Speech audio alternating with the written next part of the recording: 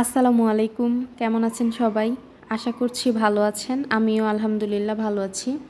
আজকে আপনাদের জন্য একটা ইলিশ মাছের রেসিপি নিয়ে আসলাম। আশা করছি আপনাদের সবাই এই রেসিপিটা ভালো লাগবে, আর অবশ্যই ভালো লাগলে একটা লাইক কমেন্টস করবেন, আর অবশ্যই বাসায় একবার হলেও এইভাবে রান্না করে দেখবেন।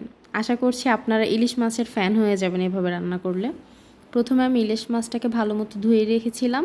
এখন হলুদ আর লবণ দিয়ে মাখিয়ে আমি ফ্রাই প্যানে সরিষা তেল দিয়ে ইলিশ মাছটাকে একটু ভেজে নিচ্ছি। ইলিশ মাছটা অনেক বেশি ভাজবো না, মোটামুটি ভেজে নিচ্ছি। ইলিশ মাছ ভাজা হলে মাছের বাকি অংশগুলো এগুলো ভেজে নিলাম ভালো মতো করে। আপনারা অবশ্যই ভিডিও দেখে বলবেন ভিডিও আপনাদের কাছে কেমন লাগছে, আমি তাহলে আসলে উৎসাহ পাবো আরও।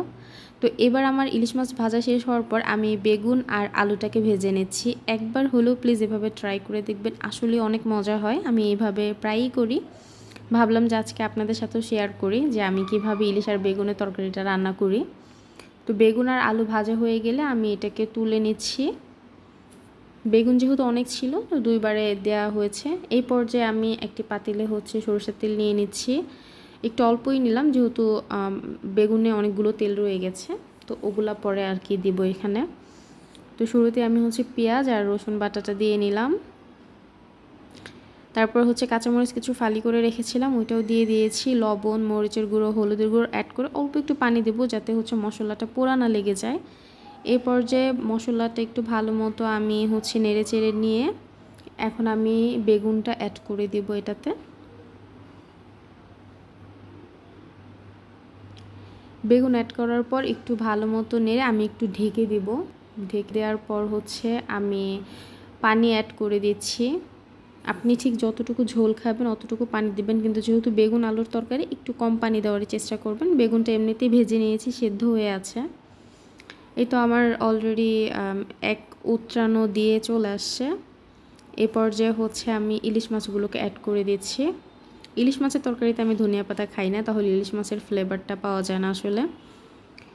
এভাবে একবার হলো আসলে বাসায় ট্রাই করে দেখবেন, সত্যি অনেক মজা হয়। আমার স্পেশালি আমি এভাবেই করি যখন ইলিশ মাছটা বাসায় আনা হয়, মানে খুবই মজা হয়।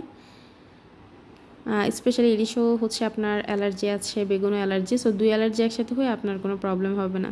আশা করি ভালো লাগবে।